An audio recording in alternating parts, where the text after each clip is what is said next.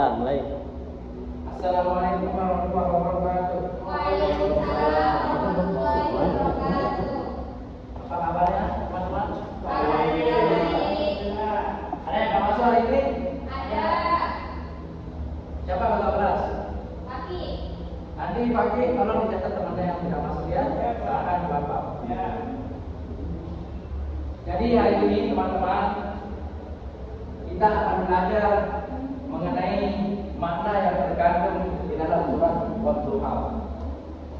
Surat Wadduha ini Allah turunkan di Makkah, makanya dinamakan surat Makkiyah. Ada yang tahu nggak apa perbedaan surat Makkiyah dan Madaniyah? Angkat tangannya. Tahu? Nggak ada yang tahu nih? Surat Makkiyah itu adalah surat yang diturunkan oleh Allah kepada Nabi Muhammad sebelum hijrahnya Nabi Muhammad. Jadi Nabi Muhammad 13 tahun di Mekah, turun ayat dan ayat-ayat itu disebut surat Makkiyah. Kalau surat Madaniyah, jumhur ulama beliau mengatakan surat Madaniyah itu adalah surat yang turun ketika Nabi Muhammad SAW hijrah ke Madinah. Walaupun ayat itu turunnya di Mekah ketika Nabi SAW ketika pergi ke Mekah turun ayat. Walaupun turunnya di Mekah, tetapi ketika itu kan Nabi Muhammad sudah hijrah, maka tetap dinamakan surat Madaniyah. Begitu simpelnya kata para ulama tafsir. Baik, hari ini kita akan belajar makna surat Wadduha. Kita sebagai orang Muslim yang sholat dan membaca surat-surat pendek, itu alangkah baiknya kita mengetahui apa-apa yang terkandung dalam surat yang kita baca. Itu untuk membantu kekhusyukan kita dalam beribadah kepada Allah. Bisa minta tolong Fakir maju bacakan ayatnya dulu. Nanti Bapak sedikit jelaskan apa makna yang terkandung. Silakan. Silakan dimulai. Ada cara? Ada temannya?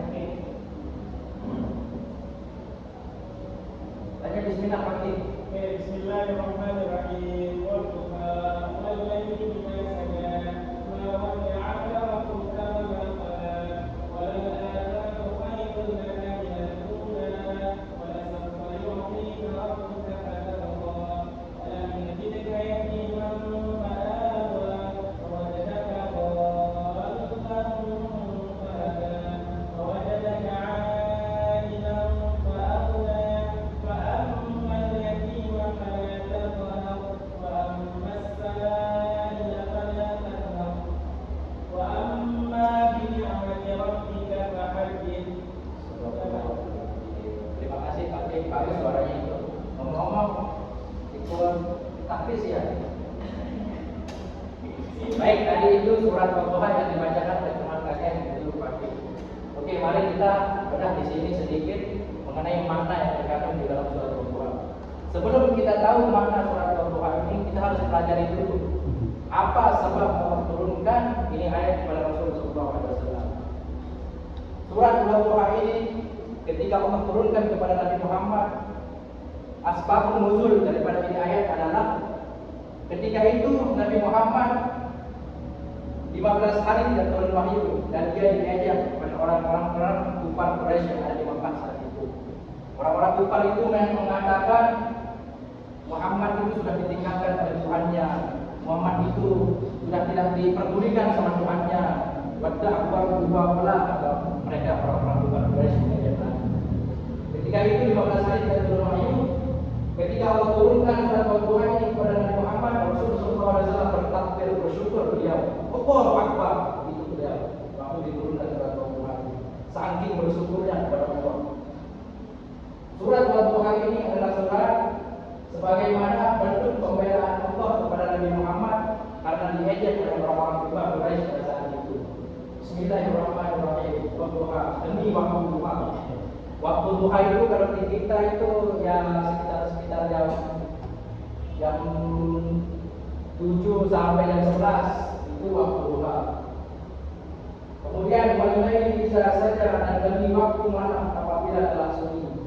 Di sini Allah berfirman menyebut bersumpah dengan dua ayat yaitu Wadduha dan waktu duha. dan demi marah apabila dalam sunyi. Itu artinya Allah seakan-akan ingin menunjukkan kebesarannya dari waktu pagi berubah ke malam, dari malam berubah ke pagi lagi. Allah ingin menunjukkan kemahabesarannya di ayat ini. Kemudian buka wala Tuhanmu tidak meninggalkanmu dan tidak pula membenci.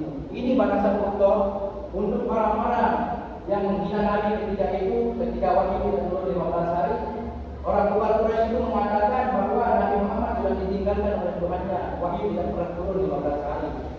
Dan Allah menjawab di sini, Nabi Muhammad tidak pernah ditinggalkan oleh Tuhannya dan tidak dibenci oleh Tuhannya. Kemudian al-akhiratu khairul laka min al-ula. Sungguh akhirat itu lebih baik bagimu daripada yang permulaannya, maksudnya itu dunia. Akhirat itu lebih bagus daripada dunia.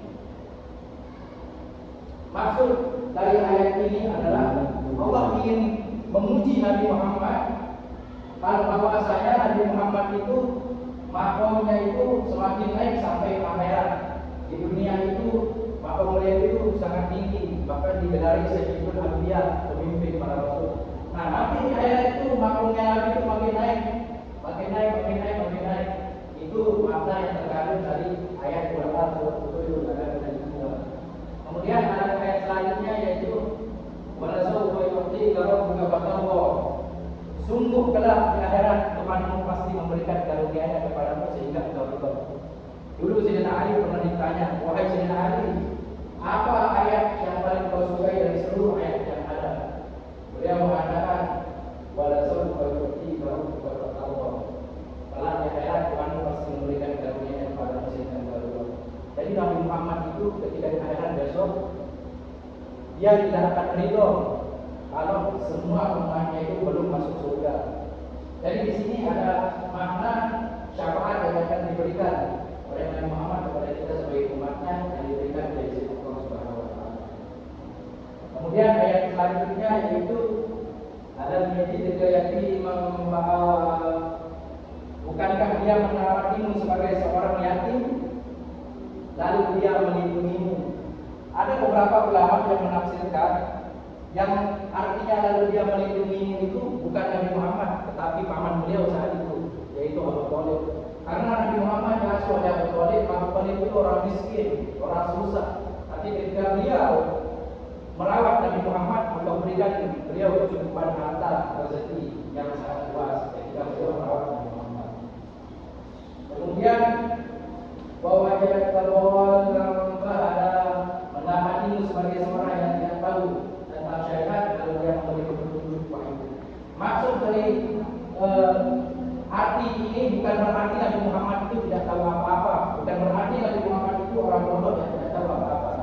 Maksud di sini ada beberapa tafsir ulama, itu sebagian ada tafsir Abdullah bin Abbas. Dulu waktu Nabi Muhammad umur 9 tahun, beliau menaiki An-Naqabah itu Kota Madinah. Beliau naik Kota Madinah bersama pamannya Abu Thalib. Ketika itu beliau naik itu malam, orang-orang Mekah itu tidak kelihatan. Maka Allah mengutus Jibril untuk memberikan beliau petunjuk agar beliau sampai ke tempat yang dia tuju. Ini maksud dari arti mendapatkan sebagai seorang yang tidak tahu. Bukan berarti Nabi Muhammad itu bodoh. Kemudian ayat selanjutnya wajada ta'ala fa'adana dan mendapatimu sebagai seorang yang fakir lalu dia memberimu kecukupan. Nabi Muhammad itu apa yatama wal masakin, bapaknya orang miskin, bapaknya orang yatim. Itu gelar Nabi Muhammad SAW. Tapi Allah memberikan kecukupan kepada beliau karena saking sabarnya beliau diberi ujian oleh Allah Subhanahu wa taala.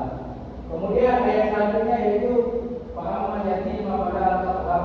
Terhadap anak yatim jangan engkau berlaku sebenarnya. Siapa di sini yang bapaknya nggak ada? Masih lengkap bapaknya? Masih lengkap? Kalau kita ketemu sama orang yatim itu harus kita santuni dia, kita usap kepalanya, kita beri dia uang untuk menyenangkan hatinya Nabi Muhammad SAW. Kemudian ayat selanjutnya Muhammad sallallahu terhadap orang yang meminta-minta jangan engkau menghardik.